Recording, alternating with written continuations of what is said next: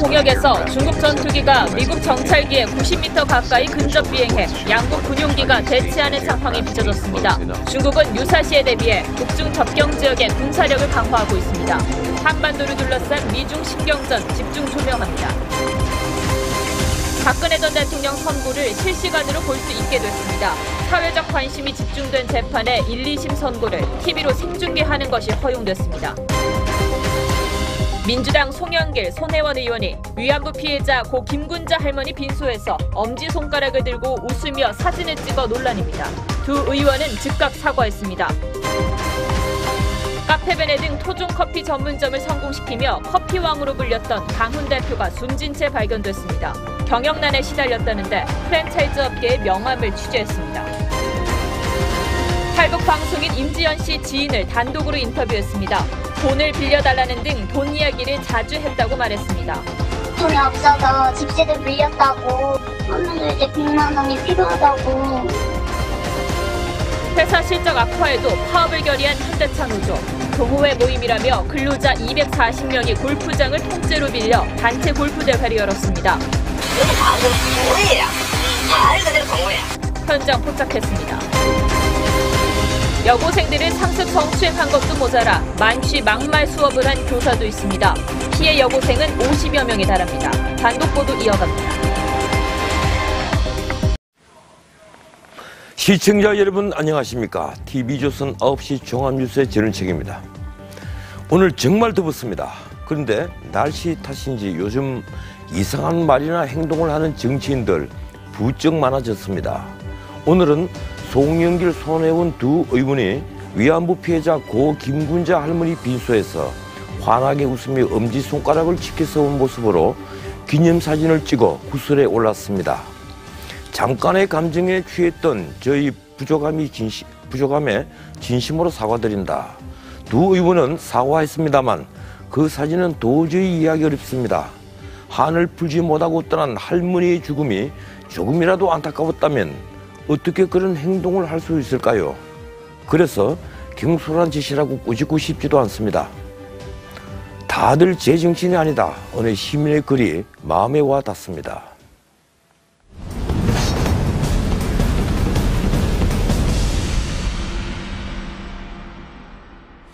첫 소식입니다. 중국 전투기가 서해 인근 상공에서 미국 정찰기를 밀어내는 사건이 벌어졌습니다. 항공기가 다른 항공기에 150m 이내로 접근하면 충돌 위험이 큰 위협 비행으로 간주합니다. 영어로 니어미스라고 하는데요. 위기일발, 일촉즉발로 번역하기도 합니다. 중국 젠텐 전투기는 일부러 미국 정찰기에 90m까지 접근해 가로막으면서 충돌할 뻔했습니다. 포격을 놓고 미중이 삐걱거리면서 벌어진 신경전이라지만 작은 충돌이 자칫 큰 사건의 도화선이 되기 일쑤입니다. 안희영 기자가 보도합니다. 일명 스파이 비행기로 불리는 미 해군의 EP-3 정찰기입니다. 지난 23일 EP-3는 평상시처럼 서해와 동중국해 사이에 공해상을 비행 중이었습니다. 그런데 중국 젠10 전투기 2대가 정찰기 아래로 빠르게 접근한 뒤 속도를 줄이면서 앞을 가로막았습니다. 전투기의 위협 비행으로 90m까지 거리가 좁혀지면서 충돌 직전까지 갔습니다. 미 정찰기는 급하게 기술을 돌렸고 정찰 지역을 빠져나오면서 가까스로 충돌 위기를 모면했습니다. 미 국방부는 중국 전투기는 평소와 달랐고 안전하지도 않았다며 불만을 표시했습니다. 북핵 문제를 놓고 미중 간의 갈등이 고조되면서 벌어진 신경전이라는 분석입니다. 중국이 영공을 침범하지 않은 미 정찰기를 전투기로 위협한 것은 정치적 메시지로 보이는데요. 미중 간의 외교적 갈등이 주 원인으로 중국은 영유권 분쟁을 겪고 있는 남중국해와 하이난섬 인근에서 미국 정찰기의 항로를 막는 작전을 펼치고 있습니다. 2001년에는 미 정찰기를 전투기로 들이받아 불시착시킨 적도 있습니다. TV조선 안흥량입니다. 중국이 북한 접경 지역에 군사력을 늘려 배치하고 진지 구축과 정찰 강화에 나섰다는 미국 언론 보도가 나왔습니다. 미국이 북한을 선제 타격할 경우에 북한 핵시설과 북부 지역을 장악하려는 것이라고 합니다. 북한을 둘러싼 미국과 중국 긴장의 수위가 높아지고 있다는 또 다른 정황입니다. 고수진 기자가 보도합니다.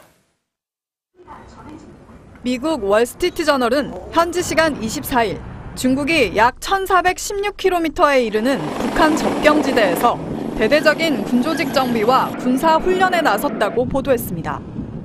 중국이 새로운 국경 수비 여단을 배치하는 한편 무인기 드론을 통한 산악지역 24시간 정찰, 핵이나 화학무기 방어를 위한 벙커 구축 등에도 적극 나서고 있다는 겁니다.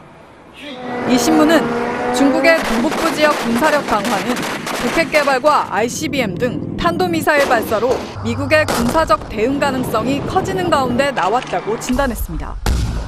전쟁 발발이나 북한 정권 붕괴 등 비상 상황이 닥칠 경우 중국은 특수부대를 동원해 우선 북한 핵시설과 북한 북부 지역 장악에 나설 것이라는 분석입니다. 이런 군사적 변화가 북한과 연관된 것인가에 대한 월스트리트저널의 질문에 중국 정부는 일상적 훈련 상황이라고만 답했다고 이 신문은 전했습니다. 미국의 한 전직 고위 정보관리는 미국과 중국이 어디에서 가장 먼저 충돌할 것인지 내기를 걸라면 대만, 남중국해, 동중국해가 아닌 한반도에 걸겠다고 말했습니다. TV조선 고서정입니다. 북한이 육상과 해상에서 미사일 도발을 준비하는 기미가 잇따라 포착되고 있습니다. 모레 북한의 정전협정 기념일을 앞두고 미사일 발사 장비가 이동하고 동해에는 잠수함이 항해 중입니다. 문재인 대통령의 거듭된 대화 제의에 또다시 미사일로 대답하려는 모양입니다. 김남승 기자가 취재했습니다. 정부 소식통은 평북 구성 일대에서 원통형 발사관을 탑재한 이동식 발사 차량의 움직임이 지속적으로 포착되고 있다고 밝혔습니다. 미 CNN도 탄도미사일 발사 장비를 실은 차량이 지난 21일 이곳에 도착했다고 보도했습니다. 방송은 발사 장비가 포착된 후 6일 안에 발사로 이어진다고 했습니다. 정전협정 체결 64주년인 7월 27일입니다. 북한은 ICBM급인 화성 14형 개량형이나 북극성 계열 미사일을 쏠 가능성이 있는 것으로 알려졌습니다. 대륙간 탄도로켓 화성 14형 시험 발사의 완전 성공으로 백두산 내국의 해상에서는 로미오급 잠수함이 열흘째 동해 먼 바다를 항해 중입니다. 로미오급은 연안 방어용이라 이례적인 움직임입니다. 신포급 잠수함에서 SLBM 시험 발사를 하기 위한 정찰 작업이라는 분석이 제기됩니다. 우리 군은 북한의 다양한 도발 가능성에 대비하여 한미연합 감시 자산을 통합 운용하며 북한군의 동향에 대해서 면밀히 추적 감시하고 있습니다. 북한이 우리 정부의 대화 요청은 외면한 채 정전 기념일을 맞아 다발적으로 도발하는 것 아니냐는 우려가 나옵니다. TV조선 김남성입니다. 문재인 정부가 그간 내세워온 소득주도 성장을 공식 경제정책으로 선언했습니다. 임금을 올려서 소비를 늘리면 생산과 고용도 살아난다는 얘기인데요. 기업주도 성장이 소득 증대를 이끈다는 주류 경제학 이론과 거꾸로여서 실험이 성공할지 주목됩니다. 반면 새 정부 경제정책 방향엔 미래 먹거리를 확보할 새로운 성장 엔진은 눈에 잘 보이지 않습니다. 먼저 송민철 기자가 보도합니다. 문재인 정부의 경제성장 출발점은 가계소득입니다. 이전 정부처럼 추격형 성장 전략은 양극화만 되풀이한다며 가계를 분배의 대상에서 성장의 주체로 인식을 바꿨습니다. 가계를 중심으로 성장, 분배의 선순환을 복원해 저성장과 양극화를 동시에 극복하고자 합니다. 첫 번째로 일자리를 강조했습니다. 올해 치안과 복지 등 공공부문 채용을 2,000명 넘게 늘리고 민간기업의 채용엔 세금 혜택을 줘 일자리 창출을 유도합니다. 일자리를 통한 소득 증대는 소비 활성화로 연결되고 기업의 활동에 촉매제로 작용해 경제를 성장시킨다는 게 정부의 설명입니다. 여기에 추경 등 재정의 역할까지 더해 3년 만에 경제 성장률 3% 달성에 나섭니다. 내년 예산도 확장적으로 편성하여 3%대 성장이 유지될 수 있도록 하겠습니다. 소득과 일자리 중심으로 경제의 패러다임을 바꾼 문재인 정부. 자영업자의 고용 축소와 중소기업의 투자 위축을 막으면서 미래 성장 동력을 찾기 위한 노력도 필요합니다. TV조선 송병철입니다. 새 정부는 일자리는 늘리고 근로시간은 줄이겠다고 했습니다. 직장인들에겐 한 사람 앞에 10만 원까지 휴가비를 대주기로 했습니다. 말대로라면 정말 좋은 세상 올 것 같습니다. 김아랭 기자가 보도합니다. 문재인 정부가 내세운 것은 일자리 중심 경제입니다.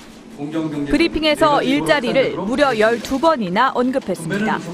우리 경제, 사회 시스템을 일자리 중심으로 재설계하겠습니다. 그러기 위해 일자리를 늘리거나 비정규직을 정규직으로 전환하거나 임금을 올리면 세금을 깎아주기로 했습니다. 법정 근로시간은 주당 68시간에서 52시간으로 줄입니다. 실업급여 지급액은 퇴직 전 평균 임금의 50%에서 60%로 올립니다. 내년부터 직장인 1인당 최대 10만 원까지 휴가비를 국가가 지원하고 대체 공휴일도 확대합니다. 노동시간 단축과 내수 활성화, 두 마리 토끼를 모두 잡겠다는 취지입니다. 노조는 좋은데 업무량이 많아서 휴가를 줘도 거부를 하는 사람들도 꽤 많거든요. 하지만 경제 성장 없이 인위적으로 고용을 늘리는 것은 비현실적이라는 지적도 있습니다. 규제 완화라든지 성장 이렇게 얘기를 하는 건데 일자리 중심은 너무 목적어를 앞에다 띄워놓은 거예요. 정부는 일자리와 함께 청년 신혼부부를 위한 도심 임대주택 5만 호를 공급합니다. 저성장과 양극화의 그늘을 걷어내기 위한 문재인 정부의 과감한 시도가 시작됐습니다.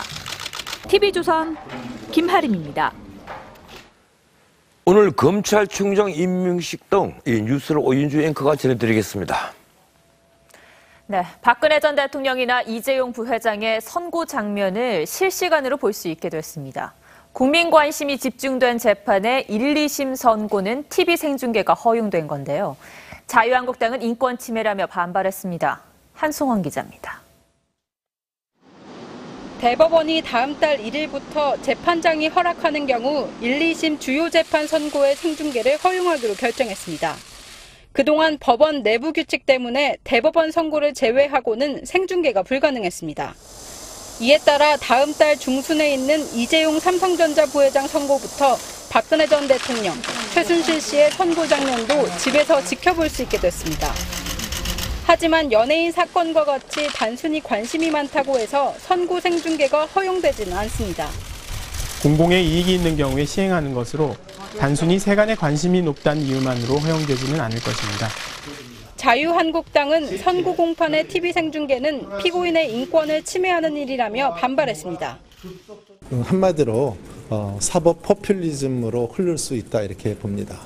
대법원은 피고인의 방어권 보장을 위해 피고인의 모습을 방송에서 촬영하지 않도록 제한할 수 있다고 덧붙였습니다. TV조선 한송원입니다. 문무일 검찰총장이 임명장을 받았습니다. 대통령이 있는 그 자리에서 여기 적힌 한시를 읊었습니다. 나그네는 맑은 날을, 농부는 비를, 안악내는 흐린 날을 바란다. 내용이 묘합니다. 언뜻 대통령과 검찰 입장이 다르다는 뜻처럼도 들리는데요. 그런 의미는 아니라고 해명했습니다만 보이지 않는 신경전이 있다는 말도 나옵니다. 한우리 기자입니다. 문재인 대통령이 문무일 검찰총장에게 임명장을 수여했습니다. 두 사람 모두 검찰의 정치적 중립을 강조했습니다. 하지만 문 대통령은 정치검찰에 책임을 묻겠다고 했고 일부 정치검찰의 모습이 있다면 통렬히 반성해야 하고 그런 부분에 대해 확실한 책임을 물어야. 문 총장은 외풍 차단에 초점을 뒀습니다. 검찰 수사와 결정에는 검사만이 관여할 수 있다는 형사소송법의 원칙과 정신을 문 총장은 앞서 검경 수사권 조정에 반대했지만 기록만 보고 기소 여부를 판단하기는 쉽지 않다는 겁니다. 검찰 단계에서 보완 조사를 하거나 문 대통령은 수사권 조정 강행 의지를 다졌습니다. 조정 자체는 필요하다는 인식을 함께 갖고 제3의 논의기구 구성 등 대검찰청은 범죄정보기획관실 소속 수사관 전원을 교체하고 정보 수집 대상과 역할 등을 새로 정해 조직을 개편하기로 했습니다. 검찰 관계자는 기존 수사관들의 정치권 유착을 끊고 검찰만의 고유한 정보 조직을 만들기 위한 차원이라고 설명했습니다. 문 총장은 취임식에 법무부 간부들을 참석시키지 않았습니다. 문 총장의 검찰 홀로서기 선언은 취임 첫날 곳곳에서 이어졌습니다. TV조선 한은입니다. 더불어민주당 송영길 손혜원 의원이 위안부 할머니 빈소에서 엄지를 지켜들고 기념사진을 찍었습니다. 오늘 제가 오프닝에서 짚어드렸죠. 초상술의 권주가 부른다더니 속담 그대로입니다. 김정우 기자가 보도합니다. 민주당 송영길, 손혜원 의원이 양쪽 엄지를 들고 환하게 웃습니다. 일행들도 비슷한 자세를 잡았습니다. 일본군 위안부 피해자 김군자 할머니 빈소에서 찍은 기념사진입니다. SNS에선 각종 비판이 쏟아졌고 야당은 해괴망측한 상황이라며 사과를 요구했습니다. 두 의원과 함께 더불어민주당의 당 차원의 즉각적인 사죄는 물론 국회 윤리위회부 등 결국 송영길 의원은 명복을 기리는 분들께 큰 상처를 드렸다며 감정에 취했던 부족함에 사과드린다고 했습니다. 손혜원 의원도 추모 분위기에 맞지 않은 제스처를 취한 건 경솔했다며 사과했습니다.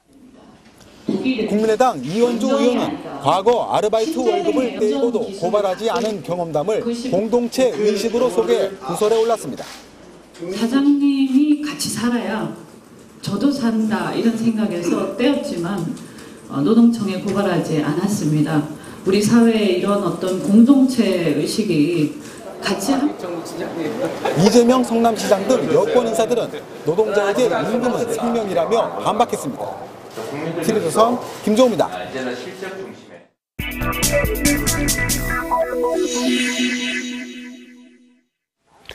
김연아 선수 다들 아시죠?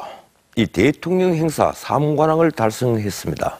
요즘 대통령 행사에 연예인이나 스포츠 스타들이 약방의 감초처럼 빠지지 않습니다. 분위기를 돋우는 것도 좋지만 자칫 가벼워 보일 수도 있다는 우려가 있습니다. 어떤 스타들이 어떤 이유로 초대받았는지 포커스에서 정리했습니다. 문재인 대통령이 평창 동계올림픽 홍보행사장을 찾았습니다. 악수, 그리고 김연아 선수 발견. 꼭 잡은 손을 놓지 못합니다. 대통령님을 홍보대사로 모실까 하는데 여러분 어떠세요? 평소 이상형으로 김연아 선수를 꼽았던 문 대통령. 웃음이 떠나지 않습니다. 다정히 셀카도 찍고 단체 사진 땐 어깨 동무까지 했습니다. 김연아 선수는 이명박, 박근혜 전 대통령에 이어 대통령 행사 3관왕을 달성했습니다. 개그맨 김영철 씨는 독일까지 따라갔습니다. 전용기를 같이 타고 왔어요. 동포 오찬 간담회에선 특유의 입담과 노래로 분위기를 풀었죠.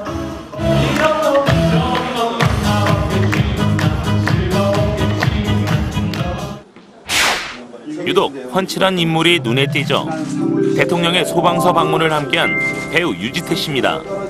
영화 속 소방관 역할이 인연이 됐습니다. 이게 얼마나 두려운지, 얼마나 힘든 일인지 조금이나마. 유 씨는 일자리 추경안 통과를 홍보하던 대통령의 든든한 지원군이 됐습니다. 소방관 눈물 닦아주기 법이 얼마나 중요한 법인지 이 법안이 꼭 개정이 됐으면 좋겠습니다. 문재인 대통령은 현충일 추념사를 통해 국가보훈처의 장관급 기구격상 의지를 밝혔습니다. 이에 앞서 배우 이보영 씨의 추모시 낭독은 많은 이들의 가슴을 울렸습니다. 모른 척 돌아서 가면 가시밭길 걷지 않아도 되었으련만. 대통령을 만난 태양의 후예. 긴장한 나머지 처음 뵙겠다는 말부터 나왔지만 사실은 구면. 대통령의 지적에 진땀을 빼는군요. 지난번에 2013년도에 그때 뵀었습니다. 예, 어린이날 네, 맞습니다. 참석하셔서 아주 같이 즐거운 시간을 보냈던 기억이 나는데요. 문재인 대통령 행사는 논란의 탁현민 행정관이 기획하는 걸로 알려졌습니다. 자칫 딱딱해질 수 있는 대통령 행사에 스타들은 감초 역할을 톡톡히 하고 있지만 지나칠 경우 행사의 본질이 흐려질 수도 있겠죠. 뉴스9 포커스였습니다. 카페베네 등 유명 커피 전문점을 잇따라 성공시키며 커피왕으로 불렸던 강훈 대표가 숨진 채 발견됐습니다. 최근 경영난에 시달렸다고 합니다. 장동욱 기자입니다. 골목으로 구급차가 들어옵니다. 들것을 든 구급대원들이 건물 안으로 들어갑니다. 어제 오후 5시 40분쯤 강훈 KH컴퍼니 대표가 서울 반포동 자택에서 숨진 채 발견됐습니다. 연락이 되지 않아 집을 찾아온 회사 직원이 화장실에서 목을 매 숨져 있던 강 씨를 발견했습니다. 유서는 발견되지 않았습니다. 강 씨는 지난 23일 지인에게 처지를 비관하는 듯한 문자 메시지를 보낸 것으로 알려졌습니다. 사실 편해서 이쪽으로 이사 온 사람들이 거의 없으니까 표정이 일단은 작아 보이지 않고 어두워 보였죠. 강 씨는 할리스, 카페베네, 망고식스 등 토종 카페 브랜드를 연이어 성공시키며 커피왕이라는 별명까지 얻었습니다. 하지만 최근 매출이 반토막 나면서 적자에 시달렸고 지난 14일 법원에 회생 절차를 신청했습니다. 오늘은 서울회생법원에서 첫 신문이 예정돼 있던 날이었습니다.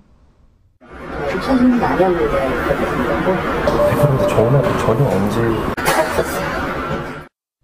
강 씨가 최근에 이사해 숨을 거둔 집은 월세 100만 원짜리 원룸이었습니다. 경찰은 강 씨가 스스로 목숨을 끊은 것으로 보고 국립과학수사연구원에 부검을 의뢰할 계획입니다. TV조선 장동욱입니다. 강훈 대표가 창업한 망고식스는 큰 인기를 끌며 성공 신화를 이어갔지만 순식간에 경영난에 빠졌습니다. 트렌드에 밀리고 무리하게 확장한 탓입니다. 커피 프랜차이즈 업계의 그늘, 김지아 기자가 보도합니다. 열대과일 망고를 주제로 한 프랜차이즈 망고식스. 6년 전 창업 당시 거물급 연예인 마케팅으로 유명해지면서 한국에 이어 중국, 미국, 러시아까지 빠르게 영역을 넓혀갔습니다. 상위 1호점이 있었거든요, 매장이. 그 매장에서 하루 종일 한 100m 이상 줄을 서서 저희 망고식스 음료 마시려고. 망고식스는 2014년까지만 해도 매장 수 160개를 넘어서며 큰 인기를 끌었지만 3년 사이에 100여 개까지 줄어들었습니다. 결국 강훈 대표의 KH컴퍼니는 2015년과 2016년 영업 손실이 10억 원을 넘었습니다. 매출이 많이 떨어지는 시세가 너무 어려워요. 저희는 브랜드 자체가 못하고 커피인지도 모르고 오래되기도 하고. 저가 커피 매장과 스타벅스 같은 대기업 매장에 낀 1세대 커피 프랜차이즈 업계는 가시밭길을 걷고 있습니다. 카페베네는 242억 원, 탐앤탐즈는 27억 원의 적자를 봤습니다. 매장 확장에만 의존하는 수익 구조 탓입니다. 비슷비슷한 형태로 많은 점포가 열리다 보니까 당연히 정해진 시장을 나눠 갖게 되고 그러면 점포당 수익성은 떨어지고. 서울의 커피 전문점은 편의점과 치킨집을 합친 수보다 많은 18,000개. 하지만 절반은 2년을 못 넘기는 것이 현실입니다. TV조선 김지아입니다. 검찰이 미스터피자 창업주 정우현 전 MP그룹 회장을 구속 기소했습니다. 가맹점주들이 쥐어짠 번 돈으로 정 전 회장의 아들은 유흥주점에서만 2억 원을 썼고 딸의 가사도우미도 월급을 줬습니다. 장민성 기자입니다. 검찰 수사로 드러난 정우현 전 MP그룹 회장의 횡령 배임 액수는 156억 원. 동생이 운영하는 유통업체를 끼워 넣어 치즈 통행세를 받아 57억 원을 빼돌리고 딸과 사촌 형제 사돈까지 회사 임원으로 올려놓고 공짜 급여 29억 원을 지급한 것으로 조사됐습니다. 아들이 빚더미에 앉자 월급을 2,100만 원에서 9,100만 원으로 올려줬고 딸의 가사도우미에게 수년간 200만 원 이상의 월급을 챙겨줬습니다. 심지어 딸이 가사도우미를 해외여행에 동반할 수 있도록 가사도우미까지 MP그룹 직원으로 등재한 후 수년간 허위급여를 지급하기도 하였습니다. 정 전 회장의 동생은 신용불량자인데도 11억 원 상당의 아파트에 살면서 외제차를 타고 다녔고 정 전 회장 아들은 법인카드로 유흥주점에서만 2억 원을 썼다고 검찰은 밝혔습니다. 정 전 회장은 탈퇴한 점주는 반드시 망한다는 본보기를 보여야 한다고 보복을 지시해 탈퇴 점주 매장과 가장 가까운 위치에 직영점을 내고 전국 최저가로 피자를 팔았습니다. 검찰은 정우현 전 회장을 구속 기소하고 정 전 회장의 동생과 MP그룹 대표이사, 비서실장 등 3명을 불구속 기소했습니다. TV조선 장민성입니다. 검찰의 프랜차이즈 갑질 수사의 칼날은 이제 피자의 땅으로 향하고 있습니다. 재료비 폭리, 점주 블랙리스트 등 미스터 피자 못지않은 갑질을 한 혐의를 받고 있습니다. 김도형 기자입니다. 피자의 땅 가맹점에 본사 직원들이 느닷없이 들이닥칩니다. 본사가 공급한 외에 다른 재료를 쓰지 않는지 점검한다며 매장 여기저기를 들추고 다닙니다. 저희가 5명이 오고 6명이 오고 10명이 오고 그게 무슨 의미가 있습니까? 해당 매장은 피자의 땅 본사가 단체 행동 조짐을 보이는 가맹점주를 정리한 일명 블랙리스트에 포함되어 있습니다. 이 문서에는 2014년 10월 점주 단체 카톡방 개설, 같은 해 12월 본사의 부당함을 알리는 편지가 각 가맹점에 도착처럼 가맹점주들의 동향도 함께 담겨 있습니다. 적극 참여, 카톡방 보고 본사 불신, 바람 쐬러 나옴과 같이 점주들의 개별 성향을 적어놓고 분석 결과에 따라 포섭, 폐점, 제3자 양도 등 대응 방안도 제시했습니다. 피자의 땅 본사는 회장 아들이 운영하는 업체를 통해 피자 박스를 공급하고 딸이 운영하는 업체가 밀가루 공급을 맡아 단가를 2배 이상 올려받았다는 의혹도 받고 있습니다. 잘못되는 상황에서 그 부담은 가맹점들이 다 가져가는. 검찰은 피자의 땅 갑질 의혹을 정우현 전 회장을 수사한 공정거래조세조사부에 배당하고 본격 수사에 착수했습니다. TV조선 김도영입니다.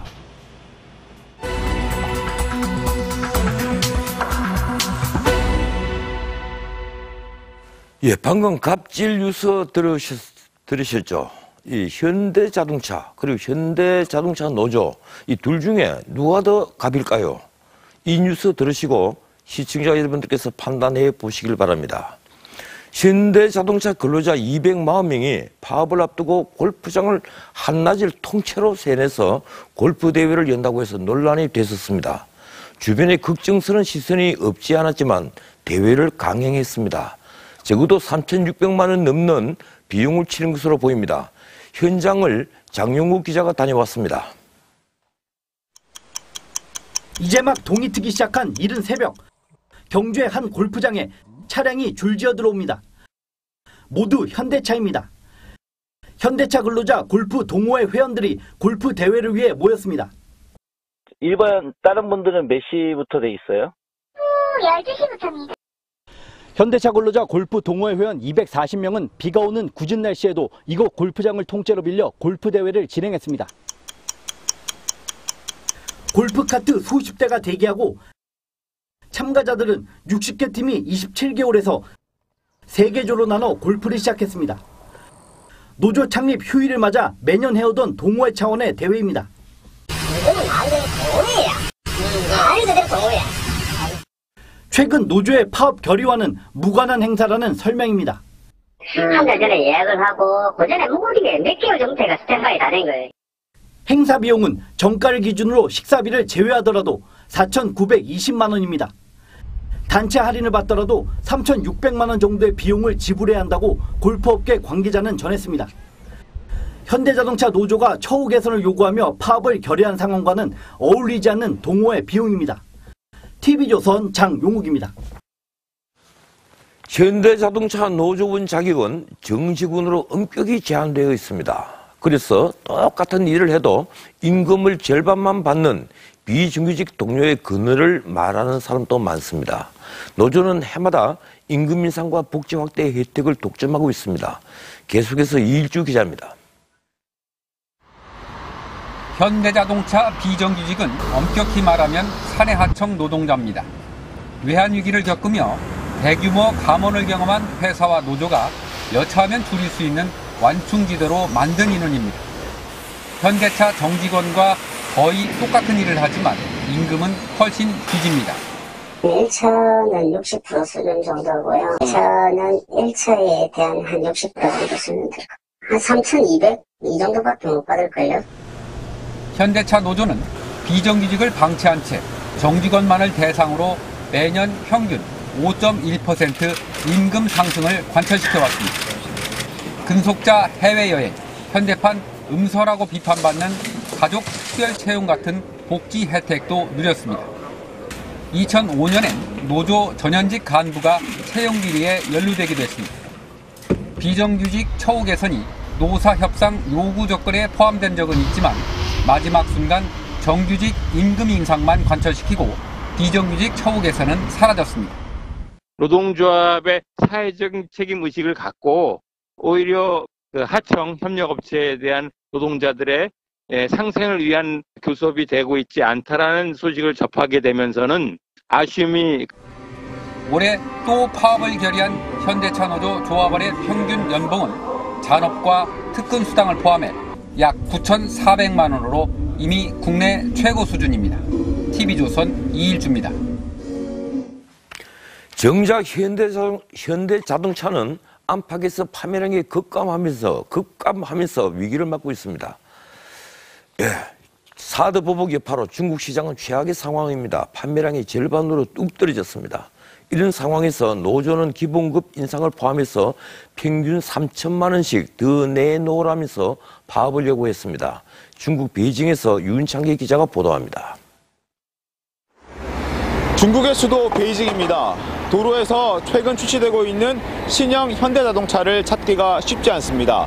사드 보복 조치가 현대차 불매 운동으로 번지고 있기 때문입니다. 실제 올 상반기 현대차의 중국 내 판매 순위가 4위에서 13위로 하락했습니다. 중국 판매량도 1년 전보다 절반이 넘게 떨어졌습니다.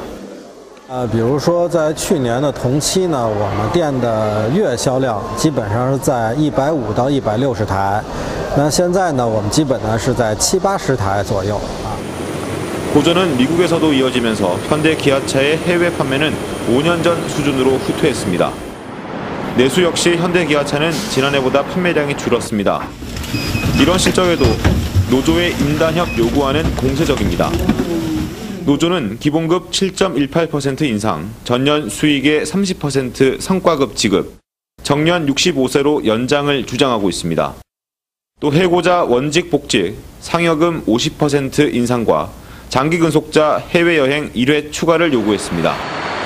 성과급만 1조 2천억 원이 넘습니다.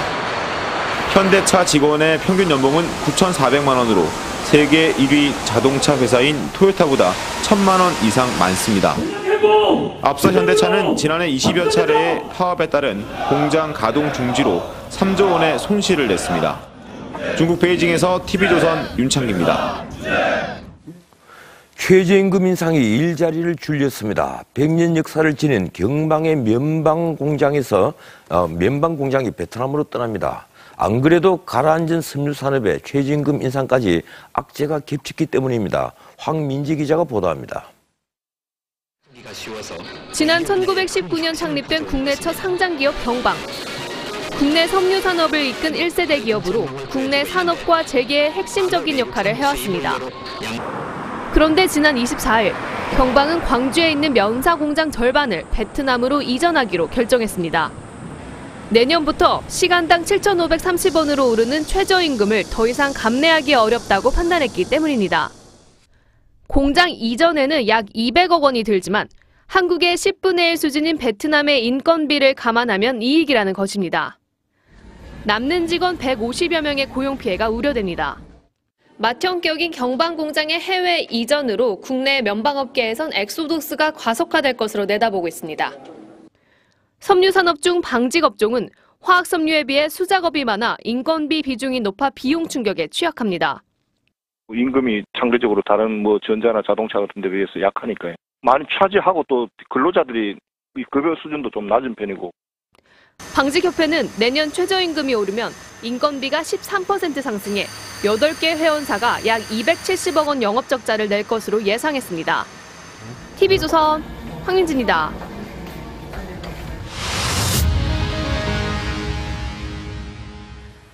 경기도의 한 고등학교 교사가 여학생들을 상습 성추행한 사건 단독 보도 계속 이어갑니다.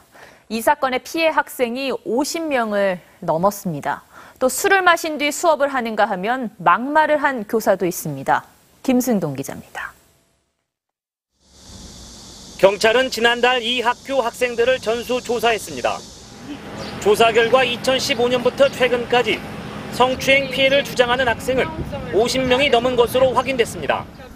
특히 한 학생은 지난해 여자 담임 선생님에게 성추행 피해 사실을 말했지만 학교에 정식으로 보고되지 않았습니다.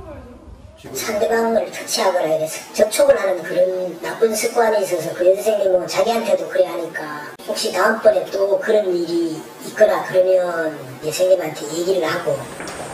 결국 지난달에서야 성추행 사실이 외부로 알려졌습니다. 친한 친구들끼리 이렇게 다 얘기만 하고 있었는데 누가 신고해서. 경찰 조사 결과 교사들의 부적절한 행동은 성추행과 은폐뿐만이 아니었습니다. 학생들은 일부 교사가 욕설과 함께 학생들을 비하하는 막말을 했다고 진술했습니다. 또 술에 취한 상태에서 방과 후 지도 교육을 했다는 증언도 나왔습니다. 애들이 기숙사 준비를 하는데 술 마셨는데 가서 또 애들 지도는 해줘야 될 것 같고. 경찰은 학교 측이 조직적으로 피해 사실을 은폐했는지 조사할 예정입니다. TV조선 김승도입니다. 층간소음으로 인한 살인사건이 또 발생했습니다. 말 다툼 뒤 흉기를 휘두르는 바람에 비극이 됐습니다. 차순우 기자입니다. 서울시 중계동의 한 아파트입니다. 복도 바닥엔 혈흔을 닦아낸 흔적이 그대로 남아있습니다. 오늘 오전 11시쯤 4층에 거주하던 62살 A씨가 윗집 주민 63살 B씨에게 흉기를 휘둘러 살해했습니다. 5층에서 내려왔는데 큰 소리가 났지. 조용해요. 조금 게 경찰관들 와서 이제 이 사람을 이제 잡아가고.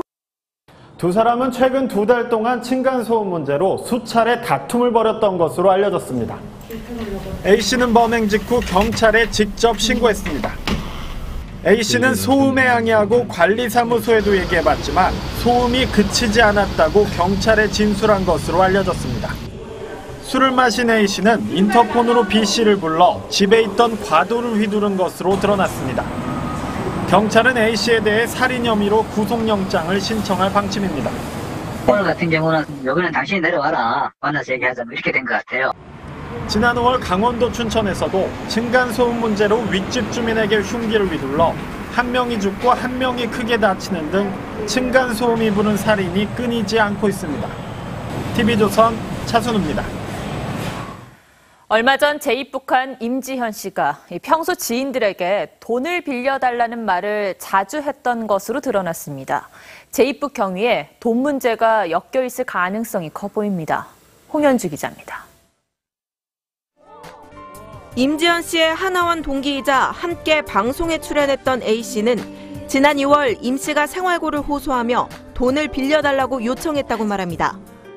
돈이 없어서 집세도 빌렸다고 하면서 이제 100만 원이 필요하다고. 평소에 돈 얘기를 자주 꺼냈다고도 합니다. 만나기부터 싫어서 그냥 연락하지 말자고 그냥 마지막으로 이제 카톡 하고 그냥 끝났거든요. 임 씨가 살던 강남 고시텔은 사채업자가 보낸 가압류 통지서가 여러 번 날아들었습니다. 사채업자 통지서 계속 왔어요. 동기 주고 안 갚으면 그거 오는 거니까.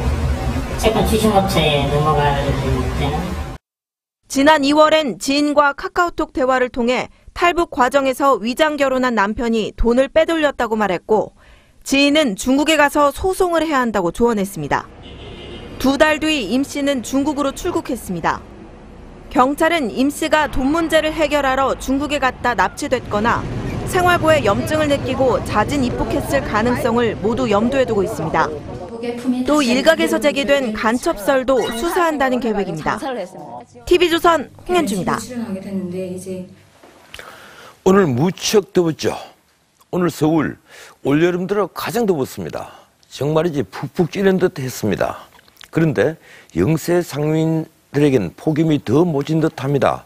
냉방 잘 되는 대형마트와 커피 전문점엔 손님이 몰리는데 폭염에 그대로 노출된 재래시장과 노점상은 손님이 없어 울상입니다. 최은희 기자가 보도합니다. 서울의 한 재래시장. 거리가 텅 비었습니다. 불을 사용하는 상인들은 가마솥 더위가 더 야속합니다. 다 에어컨 있는 대로 다 들어가지 밖에는 너무 더워가지고 손님들이 안 앉으려고 그래요. 현재 서울의 한낮 기온은 31도입니다. 재래시장 안의 온도를 재보니 36.7도를 기록했습니다. 무려 5도 이상 높습니다. 폭염에 여름 대목인 아이스크림도 푸대접입니다. 한 50% 정도 줄었습니다. 유동인구가 있어야 이게 판매가 되는 거지 사람이 없는데 판매를 할 수는 없는 거예요. 반면 에어컨이 있는 대형마트와 커피 전문점엔 손님들이 몰렸습니다. 요즘 날씨도 많이 덥고 위생적으로도 안 좋을 것 같고 해서 저희는 실내를 위주로 좀 가고. 계속되는 무더위에 상인들의 희비가 엇갈리는 겁니다. 실제로 지난해 7, 8월 소상공인과 전통시장 체감 경기지수는 1년 중 최저 수준을 기록했습니다. 오늘 광주와 제주엔 폭염경보가, 서울과 경기, 충청과 호남 등에도 폭염주의보가 내려졌습니다. 특히 서울의 낮 기온은 35.4도까지 치솟으며 올해 들어 가장 더웠습니다. 폭염은 다음 달에도 계속돼 상인들의 시름은 더 깊어질 전망입니다. TV조선 최원입니다. 예, 정말 이래도 되는 겁니까? 갑작스런 폭우가 덮친 인천 지하상가 402곳은 사흘째 물에 잠겨 있습니다. 물이 넘치지 않게 막아주는 50cm짜리 방수판을 지원받지 못해서 피해가 더 컸습니다. 높은 사람 한마디가 필요해 보이는군요. 강석 기자가 보도합니다. 건물 지하상가의 발목까지 물이 출렁입니다. 천장 한쪽은 통째로 무너졌습니다. 테이블과 의자는 진흙투성입니다. 근데 내가 엄두를 못 내고 있는 거지. 사람 사서 해야 되니까. 들어가면 후라시 들고 들어가보니까 입구에는 아직도 여기까지 찼어. 젖은 의자를 밖으로 빼냅니다. 선풍기를 돌려도 지하 노래방을 말리기엔 역부족입니다. 폭우가 내린 지 3일이 지났지만 바닥에 스며든 물기가 올라와 여전히 젖어 있습니다. 지난 폭우로 지하상가 430곳이 피해를 입었습니다. 정말 우리 같은 경우는 계속 이제 괴롭죠. 뭐 일단 괴롭고 잠에 꿈에도 나타나 맨날 비 오는 꿈만 꾸고. 같은 지하라도 반지하 주택은 사정이 다릅니다. 높이 50cm짜리 방수판이 지하로 물이 넘치는 걸 막아줍니다. 그래도 이거 빨리 막아서 거의 피해를 좀 덜 봤다고 얘기는 했는데. 인천시는 지난 2012년부터 반지하 주택 390곳에 방수판을 지원했습니다. 하지만 지하 상가는 지원 대상이 아니었습니다. 반지하 주택에만 이제 그렇게 해서 하는 게 정리가 돼 있고요. 상가 쪽에는 저희가 정리되어 있는 게 없어요. 건물 지하 상가들은 침수 피해를 예방할 기회도 얻지 못한 채 물에 잠기고 말았습니다. TV조선 강석입니다.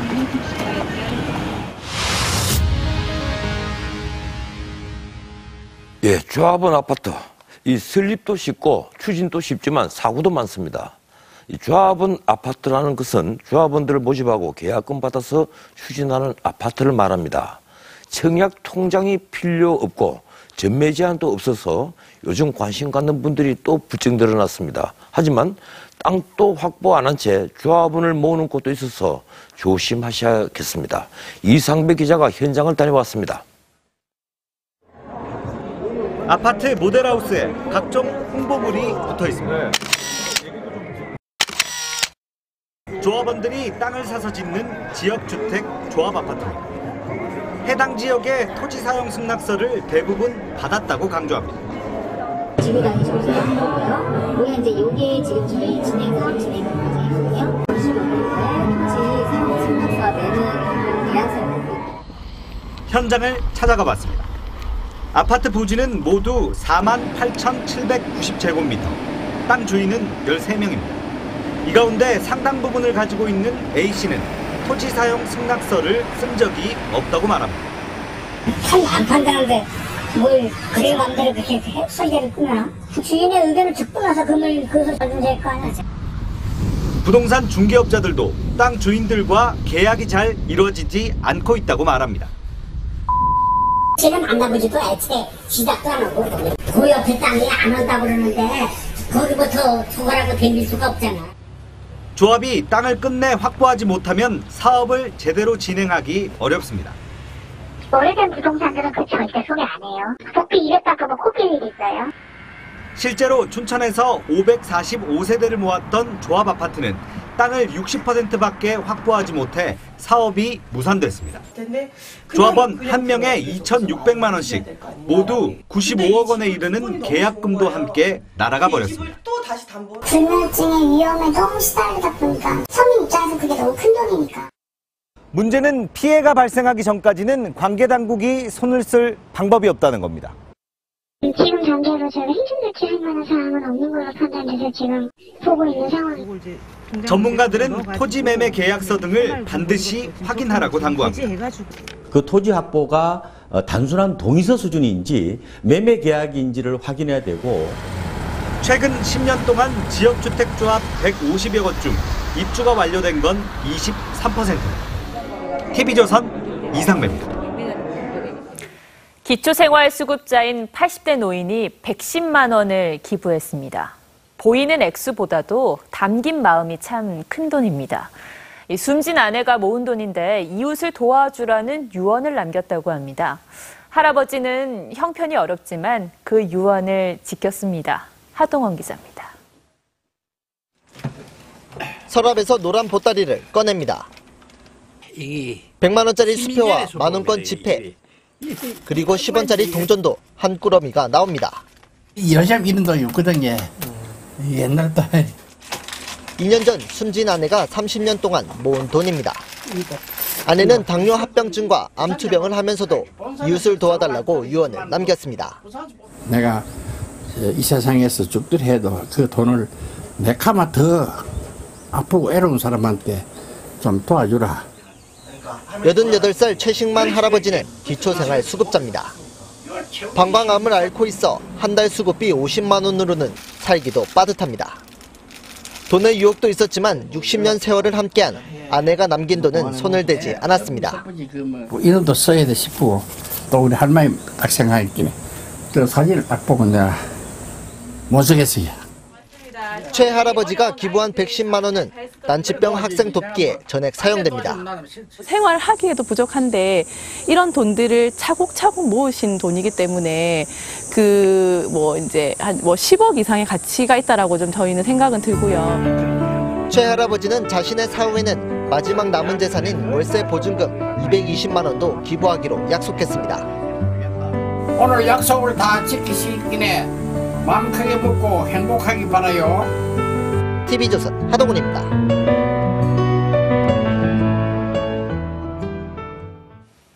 네. 한여름엔 공포 영화가 인기죠. 스크린을 통해서 느끼던 공포가 실제 무대 위로 올라왔습니다. 시각, 청각뿐 아니라 촉각까지 자극하는 공포극. 정은혜 기자가 보도합니다. 쌍둥이 자매의 갈등과 복수. 정말 받아. 다 죽여버리잖아. 귀신이 무대와 객석을 휘젓고 다닙니다. 불이 꺼질 때마다 들려오는 음산한 소리. 명이야. 관객들의 등골은 오싹해집니다. 깜짝 놀랐어. 너무 놀라가지고 손을 막 발을 잡더라고요, 손으로. 무대가 아닌 예상치 못한 장소에서도 공포는 찾아옵니다. 관객들이 생각하지 못했던 부분, 그런 부분들을 저희가 많이 중점적으로 찾아서 공포스러울 수 있도록. 극장에 귀신이 산다는 공포는 시각, 청각, 촉각 등 오감으로 전달됩니다. 갑자기 관객을 스치는 귀신의 머리카락. 귀신 손 같은 게 나와가지고 막 많이 이렇게 쓰다듬고 그러셔서 더 실감나게 느껴졌던 것 같아요. 이번 공연은 우비를 꼭 착용하고 봐야 하는데요. 왜 그런지 한번 들어가 볼까요? 험악한 분장을 한 좀비들. 하나둘 객석으로 내려오더니 관객들에게 인정사정 없이 피를 뿌립니다. 끄적끄적하고 진짜 피 맞는 기분이에요. 얼굴도 이렇게 부비고 와주시고 손에 피 범벅됐어요. 스크린보다 더 오싹한 남양 특집 연극이 뜨거운 여름을 잊게 합니다. TV조선 정은혜입니다. 쇼트트랙 대표팀이 평창올림픽을 앞두고 새벽부터 굵은 땀을 쏟아내고 있습니다. 특히 남자 대표팀은 4년 전 소치에서의 부진을 서륙하겠다는 각오입니다. 신유만 기자입니다. 오전 6시 찜통 더위는 이미 시작됐습니다. 달리기로 하루를 시작하는 쇼트트랙 대표팀. 이어 가벼운 음악에 맞춰 몸을 풉니다.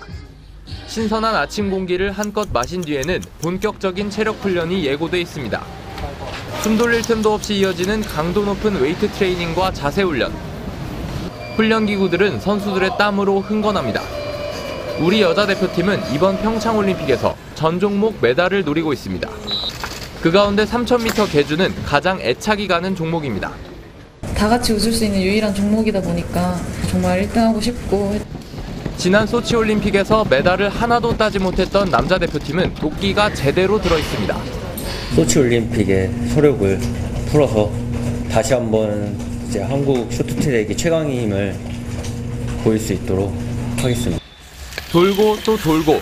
대표팀은 요즘 아이스링크를 매일 200바퀴씩 돌고 있습니다. 다음 주에는 캐나다로 전지 훈련을 떠납니다. 평창의 신화를 만들기 위한 기술과 스피드 향상에 초점을 맞추고 있습니다. TV조선 신유만입니다.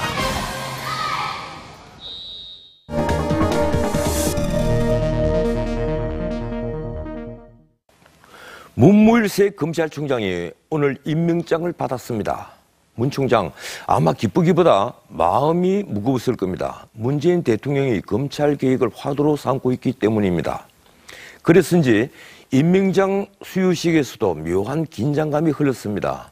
문 대통령이 중책을 맡으셨다고 말을 끝내자 문 총장은 대만의 난화이진이 쓴 시를 읊었습니다. 누에는 따뜻하기를 바라는데 보리는 춥기를 바란다. 집을 나선 나그네는 맑기를 바라고 농부는 비 오기를 기다리는데, 한쪽에서는 검찰의 중립성을 지키라 하고 다른 쪽에서는 검경수사권 조정, 공수처 설치 등 검찰 개혁을 추진하라 하고 도대체 어느 장단에 춤을 춰야 하는지 이 문 총장의 심정 이해가 갑니다.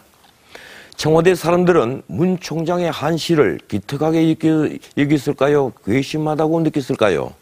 문 총장 취임식에서는 도일한 검찰 간부도 없었고 법무부 간부도 참석하지 않았습니다. 중립을 지키려 하는 의지로 읽혀집니다. 하지만 말보다 중요한 게 행동입니다. 문 총장의 첫 번째 갈림길은 반부패 관계기관 협의회에 참석하기 위해서 청와대에 가느냐 마느냐가 될 것 같습니다. 네, 오늘은 서쪽, 동쪽 지역의 하늘 모습이 달랐습니다. 강원 영동과 영남은 비가 오면서 더위도 좀 누그러졌는데요. 내일 새벽에는 비가 다 그칠 것으로 보입니다. 한편 서쪽 지역은 오늘 이렇게 33도를 웃돌았는데요. 서울은 35.4도, 서귀포 35.8도까지 올라 올여름 가장 더운 날씨를 보였습니다. 이 영동, 영남을 제외한 전국에 현재 폭염특보도 내려졌는데요. 특히 광주와 제주는 경보 수준의 더위가 이어지는 만큼 건강관리 유의하셔야겠습니다. 또 밤사이 최저기온 25도 안팎을 보이면서 곳곳에 열대야 현상도 이어지겠고요. 내일 낮 최고기온은 서울 33도, 전주 34도로 오늘보다는 기온이 조금 내려가겠습니다. 하늘은 전국이 구름 많은 가운데 해가 뜨겁겠습니다. 자외선 차단에도 신경 쓰시기 바랍니다. 금요일 중부지방에 비가 오면서 폭염은 누그러지겠습니다만 남부지방은 맑은 하늘이 예상돼 33도를 웃도는 날씨 계속될 것으로 전망됩니다. 날씨였습니다. 사적으로 통치할 때 통치자는 왕이며 정치 인식의 법칙에 따라 지배하고 지배받을 때 비로소 정치가다. 이 말은 아리스토텔레스가 정치학이라는 책에서 한 말입니다. 오늘은 여기까지입니다. 내일 멋진 하루가 기다립니다. 네, 내일 밤 9시에 뵙겠습니다. 고맙습니다.